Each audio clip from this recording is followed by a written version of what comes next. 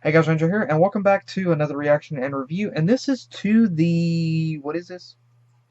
The 6th episode of DuckTales 2017, which is The House of the Lucky Gander. And just because of the title of this, I'm thinking Gladstone Gander. I'm speculating the guy who's always really lucky and who's always beating Donald in terms of luck. The guy who I hate almost as much as I do Mortimer. So that's what I'm thinking. I'm not sure. Excuse me. So let's dive in and find out. If it is Gladstone Gander, I've got a 45 bullet that I can carve his name into and give it to him.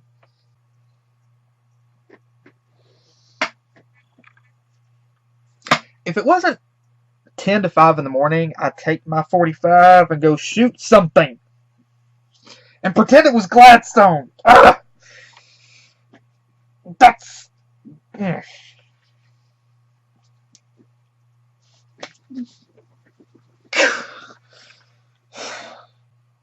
Just imagine if there was a Disney series that featured Mortimer in it, and I had to suffer through an episode of Mortimer, what I would do. I bet my best friend is probably laughing their butt off right now at this. Okay, so you know what? Okay, if this episode was supposed to, I thought that at first. Look, I've read a lot of Disney comics. My most favorite, of course, are the Mickey comics, but I have read quite a few of the Donald and Scrooge comics. And I know how Gladstone is. I have seen so much his luck in the comics. And I have seen Donald's poor luck in the comics. The only thing that Gladstone has managed to not be lucky with is Daisy, and I don't mean that in a sexual way. What is wrong with my freaking hair? Yeah, there we go. Jeez. Before I turn into a fluff ball here. The only thing, like I said, the only thing Gladstone has not got lucky with is Daisy, and I don't mean that in a sexual way. I mean, that's a one thing that he doesn't have that Donald does. Actually, let me phrase that. There are actually quite a few things that Donald has that Gladstone does not. Donald has his Uncle Scrooge, he also has Huey, Dewey, and Louie, and in this he also has Webby. And in the comics, Donald may not have a lot of money. He may not have the best luck. But he does have people around him that care about him. And so, on that note, yeah, he's lucky. Because he has something more precious than money. But Gladstone has always been a character that I despise, that I loathe in the Disney comics. I loathe him. Okay, you know what? No matter how much that I hate Gladstone, no matter how much you see that I hate Gladstone, I hate Mortimer Mouse more than I hate Gladstone. So if I had to suffer through a whole episode like this right here, that was supposed to make me try to feel sorry for Mortimer, I said that I wouldn't go shooting at 5 o'clock in the morning.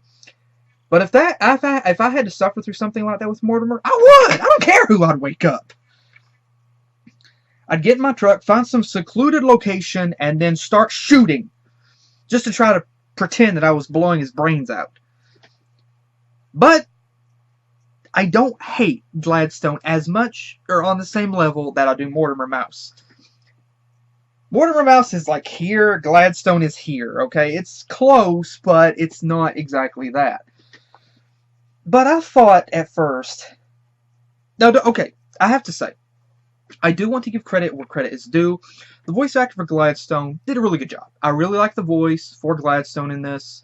The guy that did Gladstone's voice did a really good job. I really do like the voice. So, I am saying that much. And I do have to like the characterization that they gave for Gladstone. You know, animating him here. I do have to like that. I loathe the guy's personality, which carries over from the Disney comics. I loathe him. I despise him. I freaking hate his guts. And I thought at first that this episode was going to be one of those episodes that were supposed to make you feel sorry for him and try to make you see things from his perspective, and that you were going to see how he was and you were going to get a deeper meaning of his character. Honestly, that is not what happened in this episode whatsoever. In fact, it was the exact opposite. If anything, this episode, for me personally, did jack squat to make me feel any sort of sympathy or mercy for this guy. If anything, I hate him more. Gladstone is one of those arrogant, self-absorbed, thinks he's just hot crap types, just like real life that we see, that just think they're so lucky with everything. And they know that they're hot crap, and they flaunt it. Those kind of people, I cannot stand. At all. I cannot stand those people. And I'm glad that in this episode, it wasn't just Donald that felt so bitter towards Gladstone, but it was also Scrooge as well, that was ready to rip him a new one. I love it that Donald and Scrooge were both on the same page in this episode and really wanted to just leave. Donald has been a very relatable. A lot of the Disney characters, if not all of the Disney characters, have been relatable to different people in different ways. But Donald has been considered the everyman because of his cartoons from back in the 30s and 40s and even the 50s. Well, particularly the 30s and 40s. That Donald was a relatable person. Everyday, situations like that you went through, you felt the anger, you felt the frustration rising. Donald was able to channel that, and it made us relate. Donald was a relatable character because you could understand the difficulty, the ridiculous situations that he would be put in. I myself have been put into ridiculous situations before that I wondered, how the freak did this happen? So yeah, I completely relate to Donald on that. And it's understandable that Donald would despise Gladstone and Scrooge, because there's an interesting thing here. There's two different dynamics for this. Gladstone may be rich, yes. Gladstone is rich, yes. But he got that through luck. Scrooge, luck didn't really have anything to do with Scrooge's. Maybe just a bit. But a lot of Scrooge's wealth was earned. He worked hard to get that. Gladstone, however, he's just lucky. So, yeah, there's an interesting dynamic here. You have two rich people.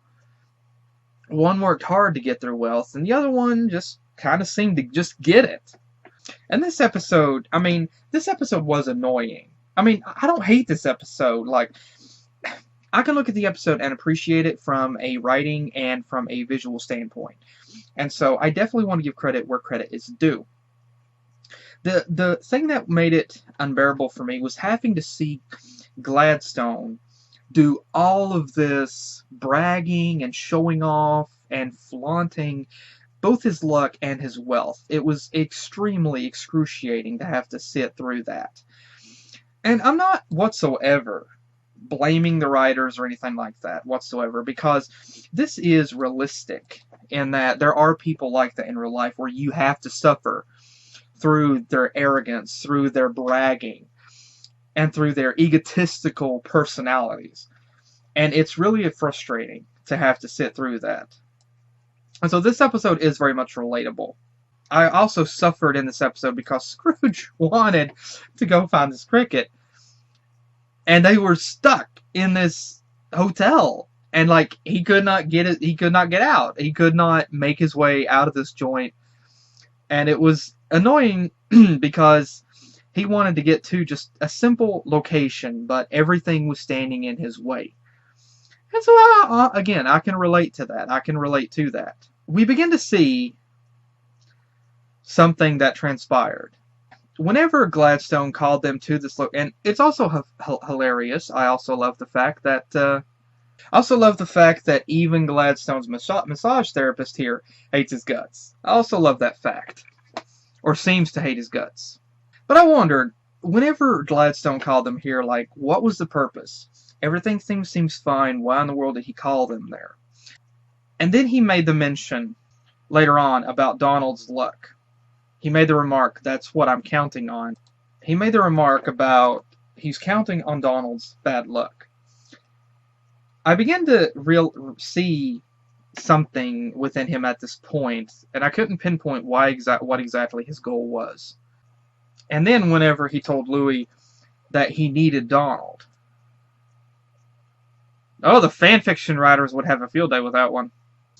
Whenever Gladstone won the car, and he made the remark that he already had so many cars, I thought the gimmick here that they were going for, story-wise, was that he was getting bored of winning all the time, and that there was no challenge in it because he was so used to it that there was no challenge. It wasn't rewarding anymore.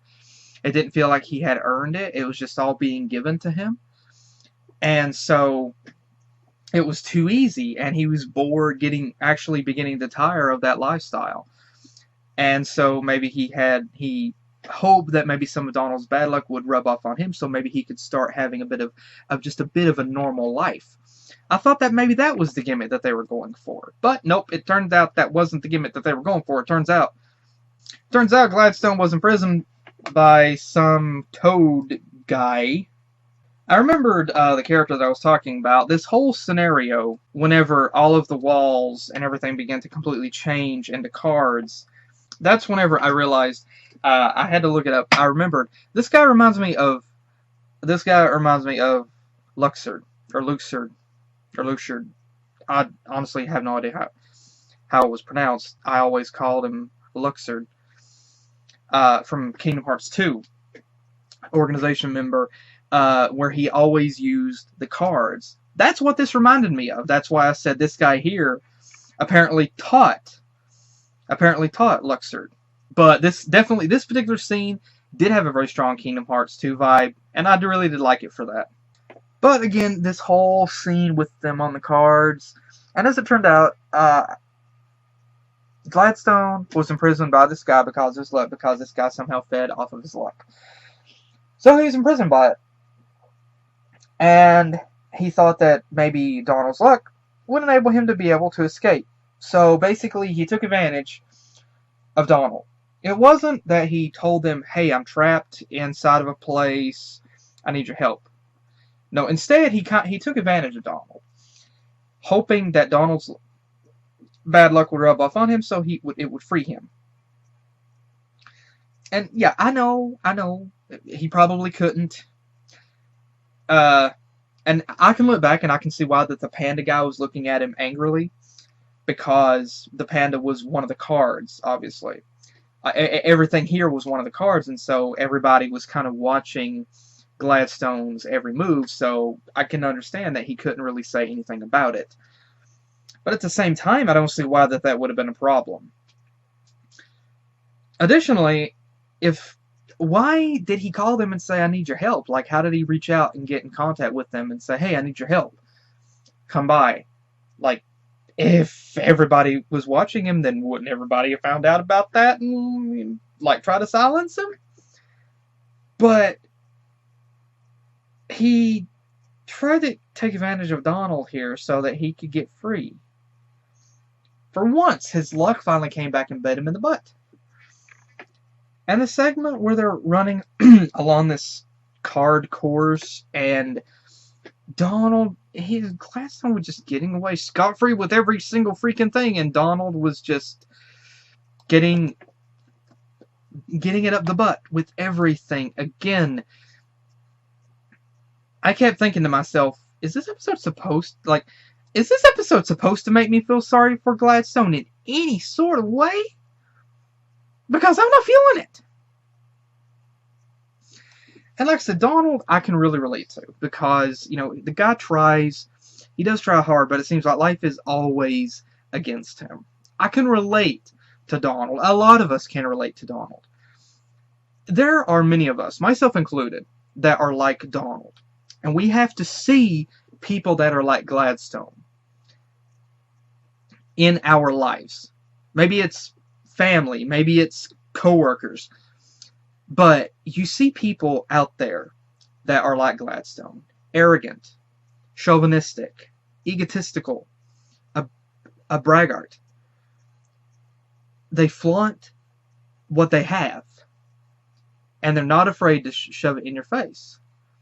And here you try and you try, but it seems like life is always there to pull the rug out from underneath you. Just whenever you think you're getting a few steps up the ladder, boom!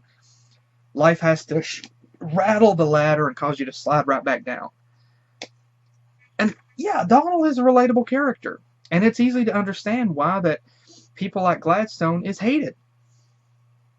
Like, how can you feel sympathy for somebody that seems like they just have so much luck that they get everything that they want just all the time? They never have to work for it. It's always just handed to them. And if he showed any sense of humility, any sort of decency, it will be different. But he's proud of that. He's happy about it, and he will flaunt it. Why? Why does someone like that deserve sympathy? Now, if there was a side story where he seemed happy on the outside, but in the inside, he felt lonely. The gimmick that money cannot buy happiness. And he felt lonely. That there was no challenge in life because everything just came his way. There was no challenge. And that it was all meaningless because he didn't have to work for it. And he felt depressed. And here, Donald and the boys are happy if they get just something minor because they earned it. They worked for it. And here he has no and here Gladstone has no challenge in life.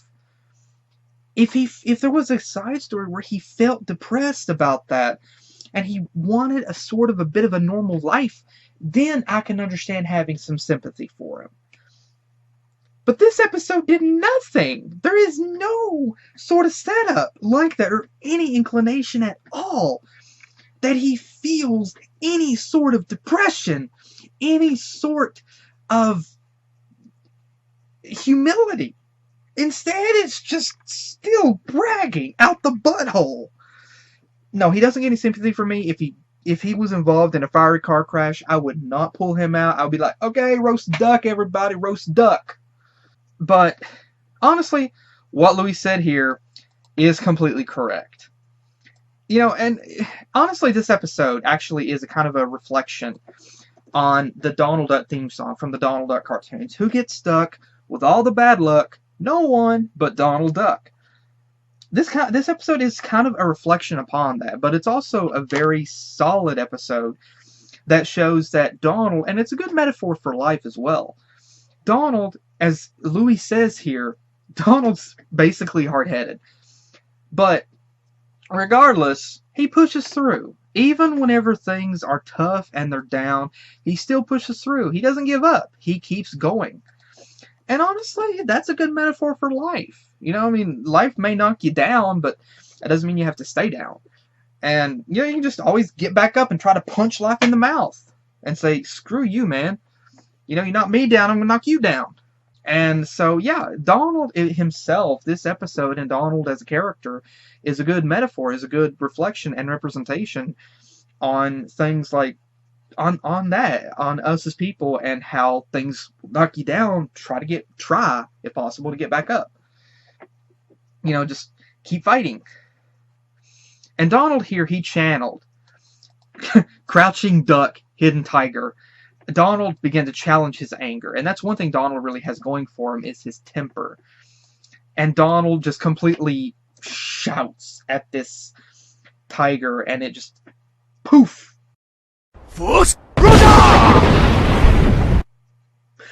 Okay, Ow, gosh, that hurt. Donald, why couldn't you do this in Kingdom Hearts? Like, whenever I was fighting Luxor, why couldn't you do this in Kingdom Hearts, huh? Why didn't you have a bark or a shout command that I could have just used right from the menu? And you did this. Make Luxor shaking his boots. What? Why was this not a mechanic? And so Donald challenges, like, what acrobatic skills he had, which I didn't know he had any. But this guy just begins to go complete Duck Lee here, if that is the proper term for this. And he just, like, completely uses his own skill and wit. And he channels his anger and his hard head. We cannot forget the fact that Donald has a hard head, in which he knocks all of these things out of the way with his noggin. And again, like I said, Donald, he's got a hard head. I mean, there may not be much in it, but what he does have in there, it's enough to give him some comprehension and, some common sense. But there is a little bit of a side gimmick that I have to wonder here. Gladstone finds a $20 bill with his luck, and even the spirit guy has to wonder, how in the frick did that get there? It makes me wonder here if things were actually, and Donald is able to pass Gladstone and win. And I'm wondering how this, because this worked out in two ways. I'm wondering, was something else playing behind the scenes here and put the $20 bill there so Gladstone would not win, but Donald would? And even the spirit dude didn't have control over it? Or was it possible that, and of course Donald looks like a raging freaking madman here, and who can blame him? This was me throughout the entire episode, wanting to strangle Gladstone and shove him in the oven. But of course, later at the end of the episode, Gladstone uses a $20 bill to pay for the boat. So yeah, he still came out on top. But I wondered about the gimmick here, whenever Scrooge made the mention that the guy should win Donald. And so the guy decided to take Donald,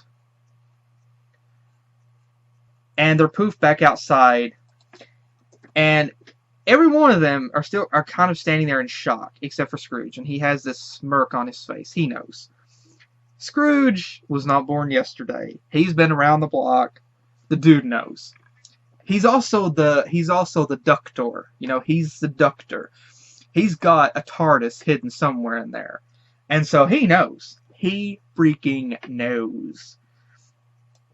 But I really did love this part whenever Louis, out of all the hanging around that Gladstone did, Louis turned a complete 180 here. And he was like, that's my uncle. And he asked the question, Scrooge, why did you turn your back on him? Why did you betray him?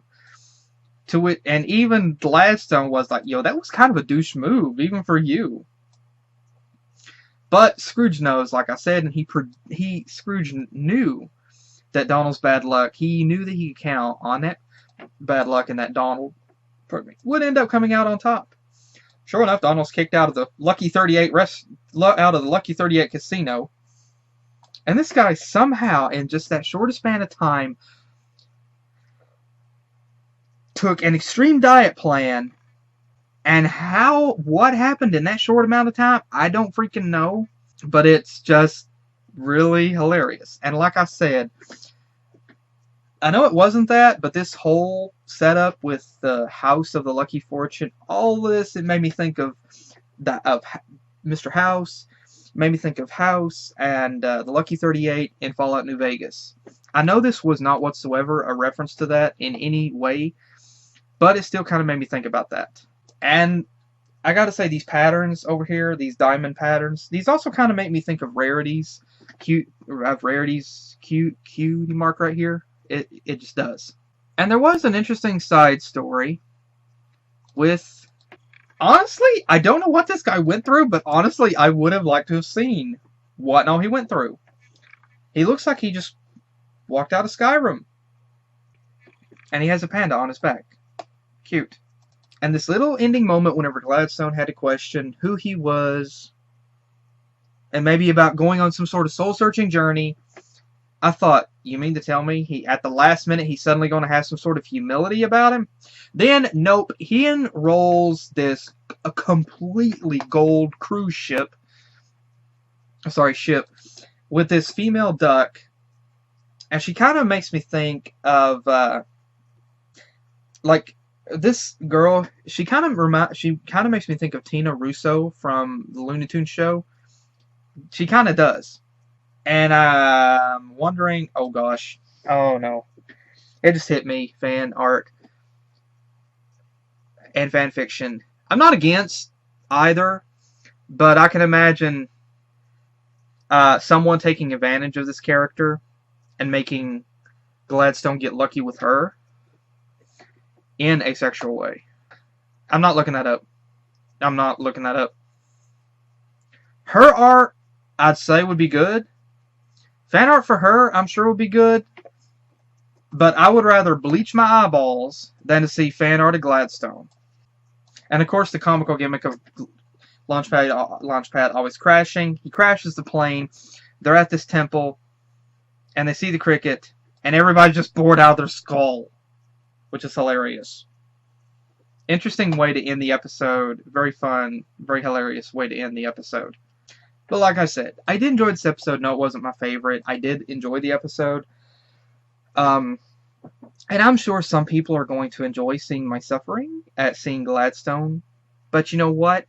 I am not apologizing for how I feel. I'm not apologizing for anything that I said either. I loathe Gladstone as a character. I really do like the voice acting that they gave him and the other female duck. The voice acting in this, I really like the voice acting. It is really great. And the animation is great. I love it. And the characterization of the characters in this animation, it's an interesting way to see them depicted as opposed to the comic books. So it is fun to actually see them about moving and see their actions and hear their personality, hear their voice. But as still character-wise, I've always despised Gladstone. And so again, while I love what they did with him, voice and characterization, art style, etc., still it's his personality that I can't stand.